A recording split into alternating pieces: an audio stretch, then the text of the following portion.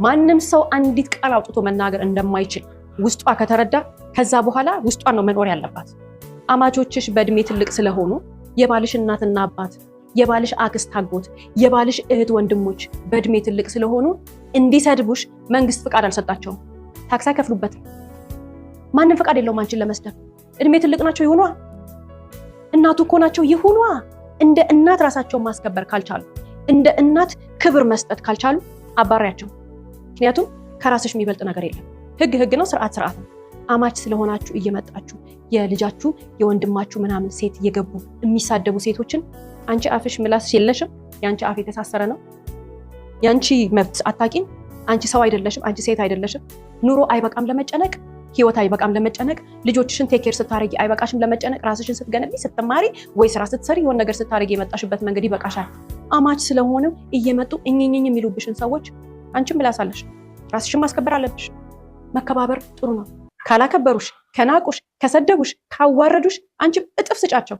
ይሉንታ የለም በዚህ ዘመን። ምክንያቱም ህይወታችን ይበቃናል ለመጨነቅ፣ የዕለት ተዕለት ፈተናችን ይበቃናል ለመጨነቅ። እስከ ዛሬ ድረስማ ምስኪን እህቶቻችን፣ እናቶቻችን፣ አያቶቻችን አማቾቻቸው ሲሰድቧቸው ጓዳ ውስጥ ገብተው ያለቅሱ ነበረ። ፊታቸው የሌለ ከለር እስከሚያወጣ ምድር ላይ ታይቶ የማይታወቅ ከለር ቆዳቸው ላይ እየታየ እነሱ አንገታቸውን ስብር አድርገው ምስኪኖች እንደዚህ አይማሩም ነበራ። እንደዚህ የሚነግራቸው የለም ነበር። ገልብጩ። ማንም የሚናገርሽን ሰው ወደዛ ቤው ማንንም እንዳሰሚ። አንቺ ፈጣሪን ፈርተሽ፣ አንቺ ህይወትሽን አክብረሽ፣ ህግን አክብረሽ፣ ስርዓትሽን ይዘሽ እስከኖርሽ ድረስ እናቱ ትልቅ ናቸው፣ አባቱ ትልቅ ናቸው፣ አክስቱ ትልቅ ናቸው፣ አያቱ ትልቅ ናቸው፣ እየመጡ ይሳደባሉ፣ እየመጡ እንዲላሉ የሚባል ነገር የለም። ውሸት ነው፣ ውሸት ነው። ትልቅ ስራ ነው፣ ትልቅ ፈጣሪ ነው። ሰው ትልቅ ነው የሚባለው ደግሞ በተግባሩ ነው። በእድሜ ትልቅነት ምክንያት የመናገር ፍቃድ የሰጣቸው የመሳደብ ፍቃድ የሰጣቸው ነገር የለም። ውሸት ነው። ካላከበሩሽ አታክብሪያቸው፣ ካላስተናገዱሽ ጥሩ ፊት ካልሰጡሽ አትስጫቸው። ከዛስ መጨረሻ ላይ ደግሞ ይሄ አመታት ማሳለፍ የለባቸውም ሴቶች እህቶቼ። ይቀየራሉ አይቀየሩም። ሲጀመር ስነ ስርዓት ስለሌላቸው ነው የሚሳደቡት። እንደውም ልጆችሽ ፊት እንዲህ አይነት ቃላት ይናገራሉ። አንቺን የናቀ አማች ልጆችሽን አያከብርም። አንቺን ያዋረደ አማች ልጆችሽን አያከብርም። አትፍሩ እህቶቼ፣ ልክ ልካቸውን አሳዩአቸው። ስለዚህ ይሄ ያልተገራ ምላስ፣ ይሄ ያልታረመ ምላስ፣ ይሄ አንቺን ያላከበረ ማንነት፣ ይሄ አንቺን ክብር ያልሰጠሽ መጥተው ልጃቸው ፊት የራሳቸው ወንድ ልጃቸው ፊት ዝቅ ሲያረጉሽ አንቺን ብቻ አይደለም እኮ የራሳቸውንም ልጅ ነው ያላከበሩት። መልካም ቤተሰብማ ልጇን የምታከብር ወንድ ልጇን የምታከብር እናት ሚስቱን እንደ ንግስት ነው የምታያት። ለምን? ልጇ ንጉስ ነዋ። ልጇን ያነገሰች ማንም እናት ሴት ልጅ ካለቻት ልጇን እንደ ንግስት ነው የምታያት። ጤነኛ እናት፣ ትክክለኛ እናት። ወንድ ልጇን ደግሞ እንደ ንጉስ ነው የምታየው። ስለዚህ ያንቺ ባል እንደ ንጉስ የምታየው ከሆነ አማችሽ ወይንም ደግሞ የባልሽ እናት አንቺን እንደ ንግስት ነው የምታይሽ። እንደማትፈልገው ዕቃ ገዝታ እንዳመጣችሽ ነገር አትሰድብሽ፣ አትንቅሽም። ልጇን የምታከብር እናት፣ ልጁን የሚያከብር አባት የልጁን ሚስት የሚሆን የልጁን ባል አይሰድብም። ይሄ በጣም በዚህ አታክ የሚደረጉት ሴቶች እህቶቼ ናቸው። አክስቱ ይመጡና ይሳደባሉ፣ እህቱ ትመጣና ትሳደባለች፣ እከሌ ይመጣና ይሳደባል። እንዴ አንቺ ያገባሽው አንድ ሰው።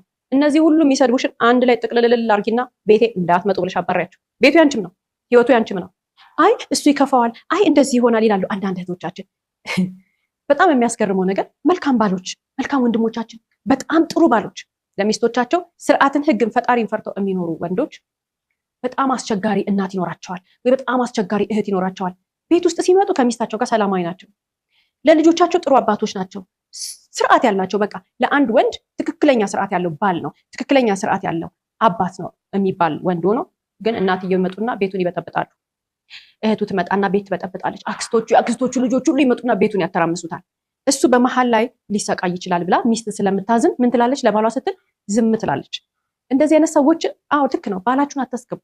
ይሄ ደግ ባል፣ ይሄ ደግ ወንድማችን ከስንት አንድ የሚገኝ ወንድም እሱን መሀል አስገብቶ ሳንድዊች ተደርጎ መሰቃየት የለበትም። ግን አንቺ ምላስ የለሽም እንደ እሱ በሌለበት፣ እሱ በወጣበት፣ እሱ ሳያይ፣ እሱ ሳይሰማሽ፣ ምስክር በሌለበት ልክ ልካቸውን ንገሪያቸው። ታዲያ ሴቶች እህቶቻችን አንዳንድ ጊዜ ባላቸው ሰላማዊ ሆኖ ለልጆቹ ጥሩ አባት ሆኖ ግን ደግሞ ቤተሰቦቹ በጣም ሲያስቸግሯቸው በርካታ ሴቶች በርካታ አይነት መፍትሄ ይወስዳሉ። እኔ ለምሳሌ ማቃት ምቀርባ ሴት ያደረገችውን ነው ዛሬ የምነግራችሁ። እህቱ በጣም ታስቸግራለች።